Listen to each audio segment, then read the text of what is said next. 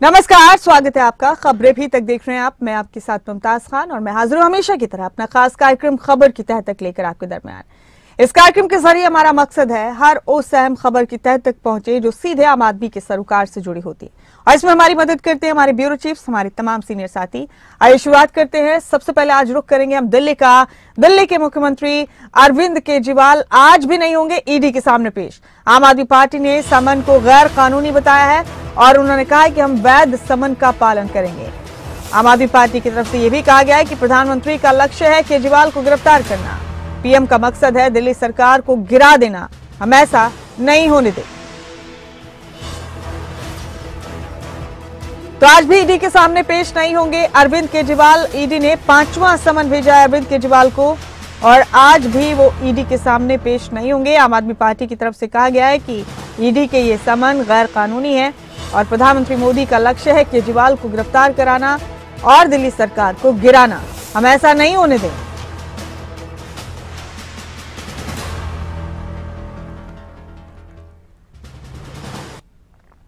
और आगे बढ़ते हुए फरीदाबाद का रुख करेंगे। यहां 37वें सूरजकुंड अंतर्राष्ट्रीय शिल्प मेले का उद्घाटन करेंगी राष्ट्रपति द्रौपदी मुर्मू।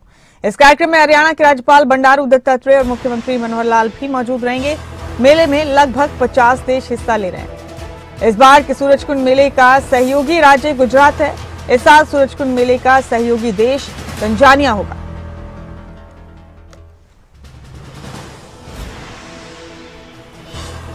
मेले में लगभग 50 देश हिस्सा ले रहे हैं और राष्ट्रपति द्रौपदी मुर्मू आज इसका उद्घाटन करेंगी। ये 37वां अंतर्राष्ट्रीय सूरजकुंड शिल्प मेला है जिसका उद्घाटन आज किया जाएगा।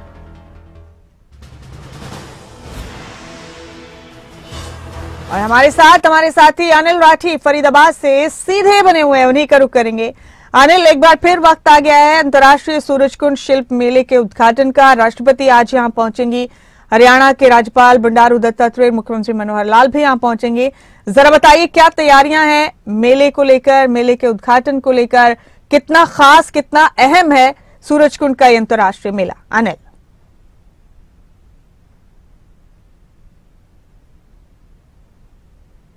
देखिए, आपको बता दें कि सूरजकुंड का मेला जो है वो 37वां अंतर्राष्ट्रीय सूरजकुंड मेला है और 37 सालों से लगातार इस मेले का जो है वो आगाज हो रहा है। आपको बता दें, देखिए पूरे विश्व के अंदर एक अलग पहचान रखता है सूरजकुंड मेला, जिसमें कि अलग अलग देशों से जो कलाकार होते हैं, हस्तशिल्प कलाकार होते हैं, जिनका कला का हुनर होता है, वो अपनी कला का प्रदर्शन करने के लिए इस मेले में पहुंचते हैं और लोग उसका लुत्फ उठाते हैं, लोग उसको अपने घरों में लेके जाते हैं। तो कहीं ना कहीं कला और संस्कृति का संगम कहा जाता है ये सूरजकुंड मेला। तो ये 37वां अंतर्राष्ट्रीय सूरजकुंड मेला है और 2 तारीख से जो है वो यानी कि आज से इसका शुभारंभ देश की जो राष्ट्रपति हैं वो यहां पे पहुंचेंगी। विधिवत तरीके से 3 बजे का समय जो है वो निर्धारित किया गया है, जिस समय हरियाणा के मुख्यमंत्री समेत गवर्नर हरियाणा के जो है वो यहाँ पे रहेंगे, तमाम मंत्रीगण यहाँ पे रहेंगे।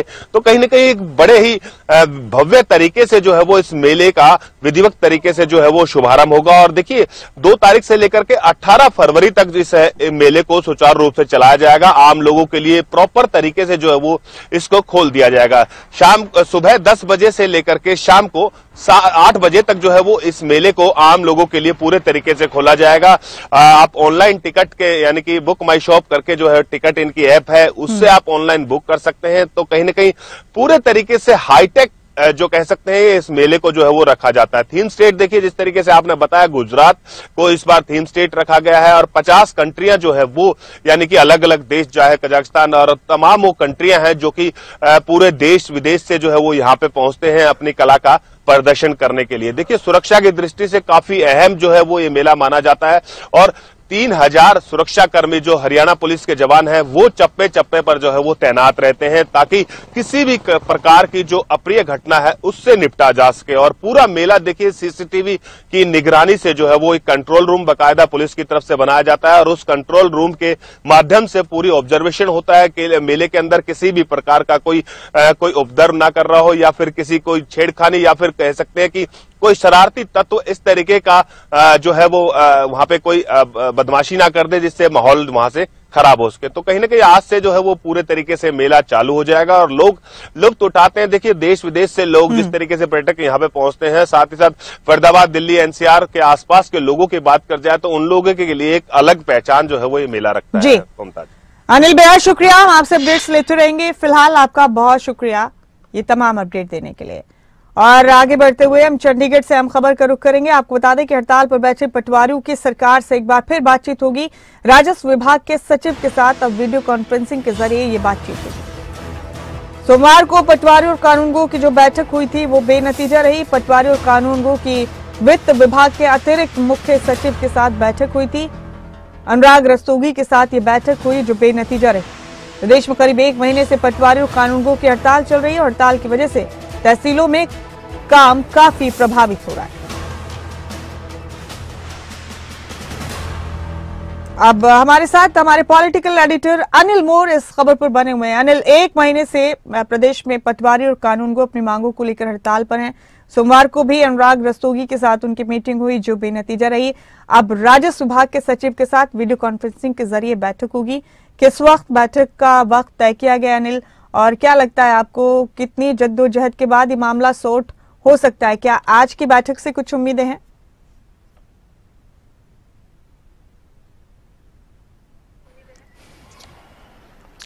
देखिए मुमताज, यूं माने कि इस पूरे नए साल से पटवारी और कानूनगों की स्ट्राइक चल रही है। 3 जनवरी से पटवारी और कानूनगों ने प्रदेश भर में स्ट्राइक की थी। तकरीबन सभी तहसीलों में जो काम काज है वो ठप पड़ा है और लगातार सरकार से इन पटवारी और कानूनगों की बातचीत भी चल रही है। सोमवार को हरियाणा के जो फाइनेंस डिपार्टमेंट के ACS अनुराग रस्तोगी, उनसे भी बातचीत हुई थी, लेकिन वो बातचीत बेनतीजा रही।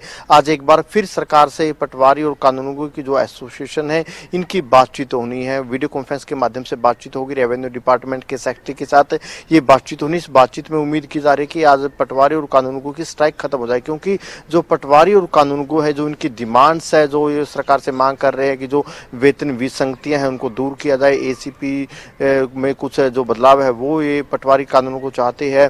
जो पे ग्रेड है इससे संबंधित सारी की सारी डिमांड है। जो सरकार की तरफ से इनको वेतन विसंगतियां दूर करने का जो आश्वासन दिया था, सरकार चाहती है कि 2024 से उसे लागू किया जाए, लेकिन जो पटवारी और कानूनगो इस बात पर अड़े हुए कि जनवरी 2016 से इसे लागू किया जाए। इन कुछ विसंगतियों को लेकर जो वेतन विसंगति सरकार से बातचीत होनी है। आज एक बार फिर सरकार से बातचीत करेंगे। उम्मीद है कि सरकार से बातचीत में बात बन जाए, क्योंकि जैसे मैंने आपको बताया कि पूरा 1 महीना हो गया पटवारी और कानूनगो की स्ट्राइक चलते हुए। रेवेन्यू डिपार्टमेंट की अगर बात करें, रेवेन्यू डिपार्टमेंट में काफी काम ऐसे है जो पटवारी और कानूनगो के माध्यम से होते हैं, चाहे जमीन की रजिस्ट्री हो, इंतकाल हो, जमीन जायदाद से जुड़े जितने भी काम होते हैं वो कहीं ना कहीं पटवारी और कानूनगो के माध्यम से होते। तो ऐसे में जब से पटवारी और कानूनगो की स्ट्राइक चल रही है, जहां आम लोग परेशान है, वहीं कहीं ना कहीं सरकार को रेवेन्यू का भी लॉस हो रहा है, क्योंकि पटवारी कानूनगो की स्ट्राइक के चलते रजिस्ट्री कराने में लोगों को दिक्कतों का सामना करना पड़ रहा है। जितने भी रेवेन्यू से रिलेटेड काम है मुमताज, वो लोग करवाने में उनको काफी दिक्कतों का सामना करना पड़ रहा है। तो ऐसे में आज उम्मीद है कि जो पटवारी और कानूनगो की जो स्ट्राइक है उसमें कहीं ना कहीं सरकार और दोनों पक्षों में कहीं ना कहीं सहमति बन जाए। ठीक है अनिल, आप बने रहिए हमारे साथ। एक और अहम खबर पर भी आपका रुख करेंगे। बता दें अपने दर्शकों को कि गृह मंत्री अमित शाह से मुख्यमंत्री मनोहर लाल ने दिल्ली में मुलाकात की और इस बैठक में बीजेपी के राष्ट्रीय अध्यक्ष JP नड्डा भी मौजूद रहे। अमित शाह के आवास पर तीनों नेताओं की बैठक हुई। बता दें आपको कि बैठक में लोकसभा चुनाव और राज्यसभा चुनाव को लेकर चर्चा हुई। बुधवार को मुख्यमंत्री मनोहर लाल ने हरियाणा बीजेपी की छोटी टोली के साथ भी हरियाणा भवन दिल्ली में शाम को करीब 4 घंटे बैठक की। अनिल मोर हमारे पॉलिटिकल एडिटर बने हुए हमारे साथ लगातार, उनका रुख करेंगे एक बार फिर। अनिल, हमने आपसे पहले भी चर्चा की, गृह मंत्री अमित शाह के साथ मुख्यमंत्री की बैठक काफी अहम थी। लोकसभा चुनाव भी है, राज्यसभा की सीट पर भी चुनाव होने हैं। क्या खास चर्चा हुई इस बैठक में, बताएंगे आप हमारे दर्शकों को?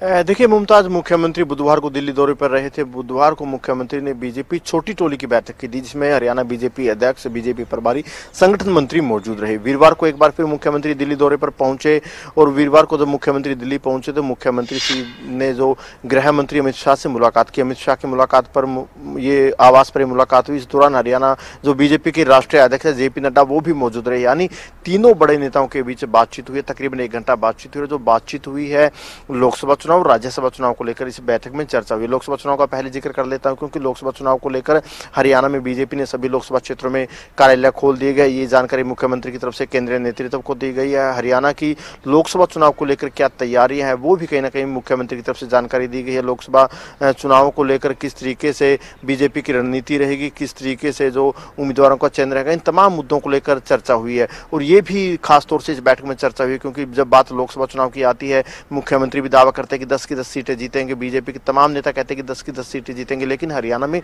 बीजेपी जेजेपी का गठबंधन है। जब लोकसभा चुनाव की चर्चा हो रही है तो ऐसे में लाजमी सी बात है कि गठबंधन को लेकर भी इस बैठक में चर्चा हुई होगी। अगर गठबंधन पर चर्चा हुई है तो ये चर्चा हुई है कि बीजेपी हरियाणा में लोकसभा चुनाव अकेले लड़ेगी या गठबंधन में लड़ेगी, इस पर चर्चा हुई। दूसरा जो महत्वपूर्ण चर्चा हुई है वो राज्यसभा चुनाव को लेकर हुई है मुमताज, क्योंकि राज्यसभा चुनाव को लेकर चुनाव आयोग की तरफ से निर्देश जारी कर दिए गए हैं। नोटिफिकेशन 8 तारीख को जारी हो जाएगा और हरियाणा में एक सीट राज्यसभा चुनाव की खाली हो रही है। डीपी वत्स जिनका कार्यकाल पूरा हो रहा है उनकी जो जगह है वो खाली होगी। वहां पर बीजेपी का जो राज्यसभा सदस्य है वो चुना जाना लगभग तय है। बीजेपी से कौन राज्यसभा में जाएगा, कौन उम्मीदवार होगा, इसको लेकर कहीं ना कहीं मुख्यमंत्री ने राष्ट्रीय अध्यक्ष से, गृह मंत्री से चर्चा की है। ठीक है अनिल, आप बने रहिए हमारे साथ। एक और अहम खबर पर आप ही का रुख करेंगे हम। अपने दर्शकों को बता दें हम कि हरियाणा पुलिस प्रशासन में बड़ा फेरबदल हुआ है। 15 आईपीएस अधिकारियों के तबादले हुए हैं और 56 डीएसपी भी बदले गए। प्रदेश सरकार ने पुलिस विभाग की बड़ी तबादला सूची जारी की। इस खबर पर एक बार फिर रुक करेंगे अपने पॉलिटिकल एडिटर अनिल मोर का।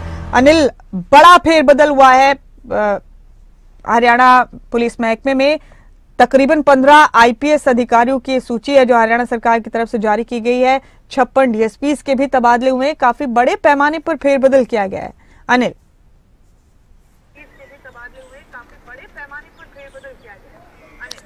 बिल्कुल, देखिए एक बड़ी सूची पुलिस विभाग की जारी हुई है। तकरीबन 1.5 दर्जन के करीब मानिए जो पुलिस के जो आईपीएस है उनका तबादला किया गया है। बड़े स्तर पर डीएसपी के तबादले किए गए और कहीं ना कहीं क्योंकि जैसा मैंने आपको बताया कि लोकसभा चुनाव की तारीख ज़्यादा दूर नहीं है। जैसे जैसे लोकसभा चुनाव की तारीख नज़दीक आ रही है उससे पहले कहीं ना कहीं जो बड़े स्तर पर जो प्रशासनिक फेरबदल अमूमन देखने को मिलता है उसी कड़ी में फेरबदल हुआ है। अगर आईपीएस अधिकारियों की बात करें, श्रीकांत जाधव वरिष्ठ आईपीएस अधिकारी है, उनको एडीजीपी मधुबन लगाया गया। इसके अलावा माटा, रवि किरण, सिमरनदीप सिंह, मनबीर सिंह समेत जो तमाम जो वरिष्ठ आईपीएस अधिकारी इनके तबादले किए गए। कई जिलों में एसपी लगाए गए, एडिशनल एसपी लगाए गए। तो बड़े स्तर पर जो आईपीएस के तबादले हुए, बड़े स्तर पर एचपीएस के तबादले हुए। और मैं आपको मुमताज एक बड़ी और बात बता दूं कि जल्दी ही प्रदेश में एक और बड़ा प्रशासनिक फेरबदल होगा।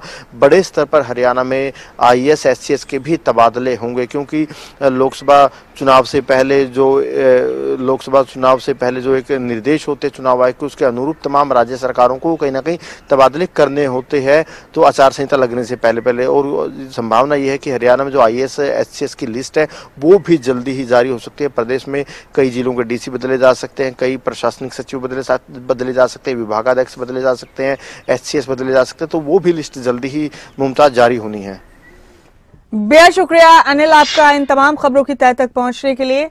आपका बहुत शुक्रिया। और अब हम रुख करेंगे उत्तराखंड का। यूसीसी विशेषज्ञ समिति आज अपनी रिपोर्ट सौंप देगी। कमेटी सीएम धामी को अपनी रिपोर्ट सौंपेगी। सुबह 11 बजे सीएम धामी को रिपोर्ट सौंपी जाएगी और फिर कैबिनेट की बैठक में रिपोर्ट को मंजूरी दी जाएगी। कल होगी उत्तराखंड कैबिनेट की बैठक। मंजूरी के बाद विधानसभा में रिपोर्ट पेश की जाएगी। यूसीसी कमेटी के हवाले से बड़ा अपडेट दे रहे हैं आपको। उत्तराखंड में यूनिफॉर्म सिविल कोड को लेकर जो विशेषज्ञ समिति बनाई गई है वो आज मुख्यमंत्री पुष्कर सिंह धामी को अपनी रिपोर्ट सौंपेगी। सुबह 11 बजे का वक्त रखा गया इसके लिए।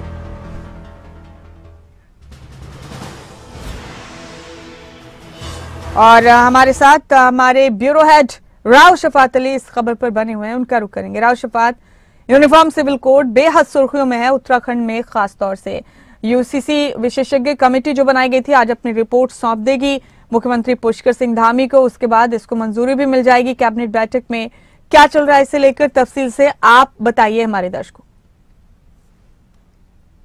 मुमताज, देखिए यूसीसी के मद्देनजर आज बड़ा ऐतिहासिक और बड़ा पहला कदम इसको कह सकते हैं, क्योंकि उत्तराखंड अब उस और बढ़ रहा है जब पूरे देश के अंदर एक यूसीसी लागू हो सकता है उत्तराखंड राज्य के अंदर।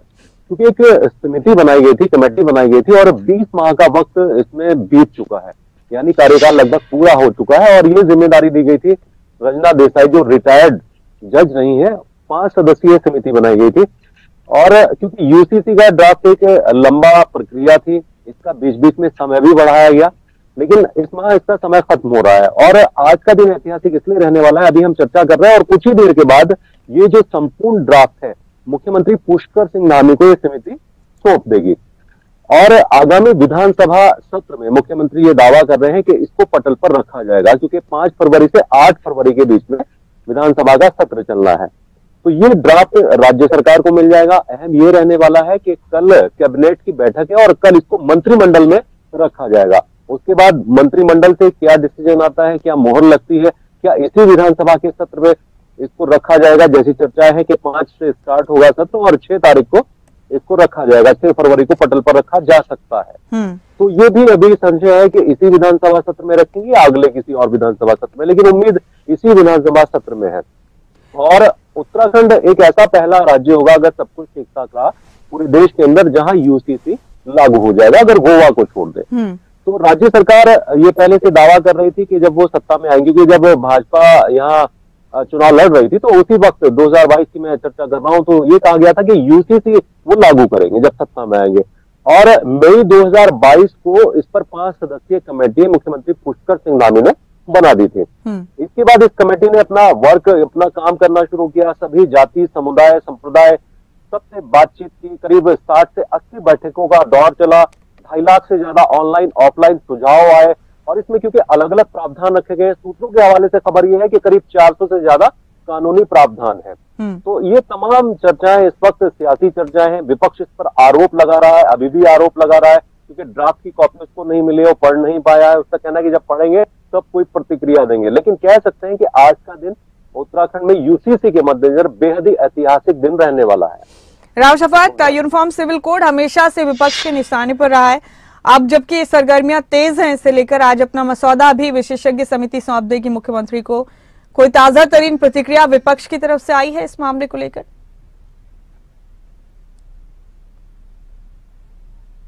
मुमताज, बिल्कुल देखिए, विपक्ष पहले से ही आरोप लगा रहा है कि जब बैठकें हुई तो समिति ने उनके साथ कोई बैठक नहीं की है, उनके साथ भी बैठक का दौर होना चाहिए था। और दूसरा, प्रतिक्रिया इसलिए ज्यादा नहीं दे रहा है विपक्ष, क्योंकि विपक्ष का कहना है कि जब तक वो ड्राफ्ट को नहीं पढ़ लेते, जो संपूर्ण ड्राफ्ट राज्य सरकार के पास आएगा वो उसको पढ़ेंगे, उसके बाद प्रतिक्रिया देंगे। लेकिन इतना जरूर है कि समय समय पर विपक्ष की ओर से ये जरूर कहा गया कि यूसीसी महज एक चुनावी शिगुफा है और क्योंकि लोकसभा के चुनाव करीब है इसलिए गुमराह करना चाहती है राज्य सरकार जनता को। तो ये विपक्ष के आरोप रहे हैं। दूसरा, समसूची को लेकर के विपक्ष ने आरोप लगाए हैं, क्योंकि समसूची की अगर चर्चा करें तो राज्यों के अधिकार, केंद्र सरकार के अधिकार ये अलग अलग होते हैं। और अगर समसूची की बात करें तो केंद्र सरकार के अधिकार ज्यादा होते हैं। देखिए, राज्य सरकार भी कानून बना सकती है, लेकिन उसके अधिकार क्षेत्र में जो समसूची में विषय है उन पर वो बना सकती है कानून। लेकिन विपक्ष का कहना है कि अगर यूसीसी उत्तराखंड लागू कर देता है और उसके बाद अगर केंद्र सरकार अपना यूसीसी बना लेता है तो फिर राज्य सरकार के यूसीसी का कोई औचित्य नहीं रह जाएगा। तो समसूची को लेकर के विपक्ष ने सवाल उठाया कि केंद्र सरकार के अधिकार क्षेत्र का ये कार्य है और इसको राज्य सरकार कर रही है। ये तमाम आरोप प्रत्यारोप विपक्ष, सत्ता पक्ष और विपक्ष के बीच में लगातार यहाँ जारी है। जी, बेहद शुक्रिया राव शफात आपका इस खबर की तह तक पहुंचने के लिए, बहुत बहुत शुक्रिया। और अब बड़ी खबर का रुख चंडीगढ़ से करेंगे। चंडीगढ़ में मेयर चुनाव को लेकर जंग छिड़ी है। आम आदमी पार्टी आज बड़ा प्रदर्शन करेगी, बीजेपी के कार्यालयों को घेरेगी आज आम आदमी पार्टी। केजरीवाल और भगवंत मान के नेतृत्व में ये घेराव किया जाएगा। बीजेपी के पीठासीन अधिकारी पर चुनाव में गड़बड़ी कर बीजेपी का मेयर बनाने का आरोप है। तो मेयर चुनाव अब जंग की वजह बन गया है। मेयर चुनाव को लेकर आम आदमी पार्टी आज बीजेपी दफ्तरों का घेराव करेगी। आज बड़ा प्रदर्शन किया जाएगा आम आदमी पार्टी की तरफ से। बीजेपी के कार्यालयों का घेराव करेगी आज आम आदमी पार्टी। केजरीवाल और भगवंत मान के नेतृत्व में घेराव किया जाएगा। बता दें आपको कि बीजेपी के पीठासीन अधिकारी पर चुनाव में गड़बड़ी कर बीजेपी का मेयर बनाने का आरोप। हरसिमरत बाल मेरे साथ इस खबर पर बनी हुई है। हरसिमरत, जिस दिन ये चुनाव हुआ तब से लेकर अब तक लगातार खूब सुर्खियां बटोरी हैं चंडीगढ़ मेयर के चुनाव ने, और आम आदमी पार्टी और कांग्रेस ने सीधे तौर पर बीजेपी पर इस चुनाव को लेकर गड़बड़ी का आरोप लगाया है। बीजेपी के पीठासीन अधिकारी पर आरोप है कि उन्होंने गड़बड़ी की और फिर गलत तरीके से बीजेपी का मेयर बना दिया। अब खबर यह हरसिमरत कि आम आदमी पार्टी बिल्कुल भी इस मामले को हल्के में लेने को तैयार नहीं है। आज बड़ा प्रदर्शन करने जा रही पार्टी और इस प्रदर्शन का नेतृत्व खुद अरविंद केजरीवाल और भगवंत मान करेंगे। क्या अपडेट है हरसिमरत आपके पास, कहां ये प्रदर्शन किया जाएगा?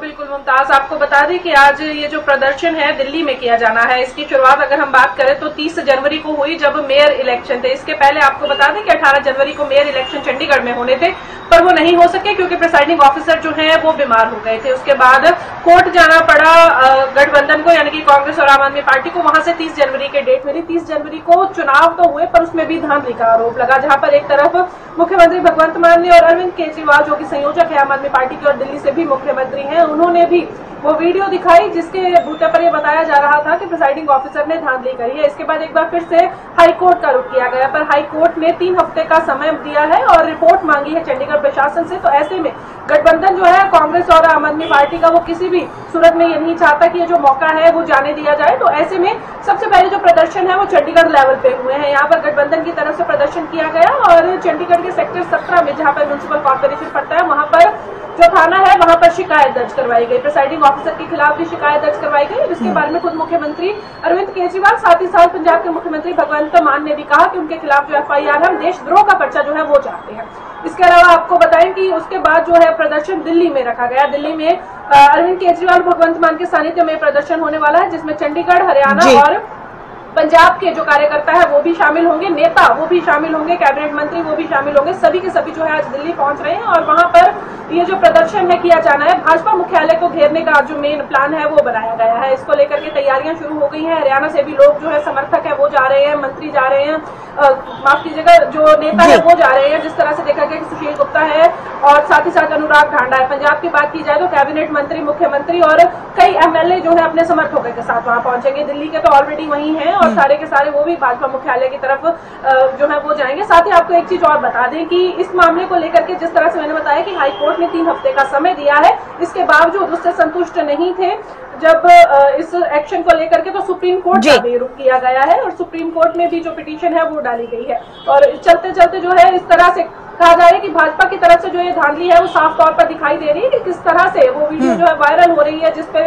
प्रिसाइडिंग ऑफिसर जो बैलेट पेपर है उन पर कुछ लिखते हुए दिखाई दे रही है। तो ऐसे में उसके ऊपर जो है वो कार्रवाई की जाए। जी हरसिमरत, बेहद शुक्रिया आपका इस खबर की तह तक पहुंचने के लिए, बहुत बहुत शुक्रिया। और आप रुख करेंगे हम हिमाचल प्रदेश का। हिमाचल प्रदेश में भारी बर्फबारी का दौर जारी है। प्रदेश के अलग अलग जिलों में भारी बर्फबारी हो रही है और बर्फ की सफेद चादर से पहाड़ों की रानी शिमला लिपटी है। बर्फबारी से लोगों को बड़ी परेशानी हो रही है। लाहौल स्पीति में स्कूल और कॉलेज बंद हैं। 411 सड़कों समेत 6 नेशनल हाईवे बंद हैं और 1500 से ज्यादा बिजली के ट्रांसफार्मर ठप हैं। सड़क और बिजली व्यवस्था को ठीक करने में जुटी है सरकारी मशीनरी। प्रदीप ठाकुर शिमला से हमारे ब्यूरो हेड इस खबर पर बने हुए हैं। प्रदीप, हिमाचल प्रदेश के ज्यादातर हिस्सों में भारी बर्फबारी ने परेशानी पैदा कर दी। हालांकि पर्यटकों और कारोबारियों और किसानों के लिए खुशी की खबर है, लेकिन आम जिंदगी प्रभावित हो रही है। रास्ते ब्लॉक हैं, ट्रांसफार्मर ठप हैं। आप बताइए क्या सूरत हाल है? पिछले कल प्रदेश के कई हिस्सों में भारी बर्फबारी हुई है और कई इलाके ऐसे हैं जहां पर मध्यम बर्फबारी दर्ज की गई है और उसके बाद जनजीवन अस्त व्यस्त हो गया था और अभी भी कई ऐसे रूट हैं जहां पर बसें नहीं चल पाई हैं। और शिमला की भी बात करें तो जो जिला मुख्यालय की भी अगर बात करें, ISP के क्षेत्र की बात करें तो वहाँ बसें नहीं चल पा रही है क्योंकि अभी जो सड़क है वो स्लिपरी है और ऐसे में अभी धूप खिलती है और मौसम बिल्कुल साफ है। और इसमें जो अगर 12-1 बजे तक अगर इस तरह का मौसम रहता है तो उसके बाद जो सड़क पर बर्फ जमी हुई है या पानी जमा हुआ है वो पिघल जाएगा। उसके बाद लग रहा है कि सड़कें सामान्य आवाजाही के लिए ठीक हो जाएंगी। लेकिन अभी भी मौसम विभाग का जो पूर्वानुमान है उसमें ये कहा गया है कि अगले कल से फिर भी कुछ एक इलाकों में मौसम बदल सकता है, बारिश बर्फबारी हो सकती है। हालांकि आज अधिकांश प्रदेश के हिस्सों में मौसम साफ है और ताजा जो बर्फबारी हुई है पिछले कल उसको देखते हुए 2 जिलों में लाहौल स्पीति और कुल्लू में आज के लिए करनी पड़ी है क्योंकि रोज वहां पर बहुत ज्यादा ब्लॉक चल रहे हैं, अवरुद्ध चल रहे हैं और 411 के करीब सड़कें अवरुद्ध हैं, 6 नेशनल हाईवे हैं और उसके साथ साथ बिजली व्यवस्था कई जगह की तरफ से ठप हो चुकी है। ब्लैकआउट की तरह से वहां पर पिछले कल से ही है और 1500 के करीब ट्रांसफार्मर है जो प्रभावित हुए हैं, उनको ठीक करने में बिजली विभाग के कर्मचारी जुटे हुए हैं। इसके साथ साथ एडवाइजरी भी जारी की गई है और खासतौर पर जो 2500 मीटर के ऊपर के जो इलाके हैं उनको लेकर ये एडवाइजरी जारी की गई है कि वहां पर एवलांचेस गिर सकते हैं, भूस्खलन वहां पर हो सकता है, तो ऐसे ऊंचाई वाले इलाकों में बिल्कुल भी ना जाएं। और जो सड़क अवरुद्ध चल रही है उस पर भी सफर करना अभी जो है उसे दूरी बनाएं, इस तरह की एडवाइजरी जारी की गई है। पर्यटकों के लिए अच्छी बात यह है कि शिमला की तरफ अब जो है 12-1 बजे के बाद हमें लग रहा है कि कुफरी नारकंडा का रोड पूरी तरह से क्लियर हो जाएगा, तो उस स्थिति में पर्यटक उस क्षेत्र की तरफ जा सकते हैं। बाकी भी जो पर्यटन स्थल हैं वहां पर जा सकते हैं। हालांकि कुछ एक जगह ज्यादा बर्फबारी है तो स्नो क्लियरेंस का भी काम वहां पर चल रहा है और उसमें मशीनरी छुट्टी हुई है, चाहे वो नेशनल हाईवे अथॉरिटी की बात करें या फिर पीडब्ल्यूडी की बात करें, वो अपने अपने स्तर पर काम कर रहे हैं। लेकिन जो संपर्क मार्ग हैं उन्हें बहाल करने में भी थोड़ा सा लग सकता है, इस तरह की जानकारी। बेहद शुक्रिया प्रदीप, आपका बहुत बहुत शुक्रिया इस जानकारी को हमारे दर्शकों तक पहुंचा। तो इन्हीं तमाम खबरों के साथ हमारे आज के खास कार्यक्रम खबर की तह तक में फिलहाल इतना ही। मुझे दीजिए इजाजत, बाकी हम खबरों के लिए आप बने रहे खबरें अभी तक के साथ।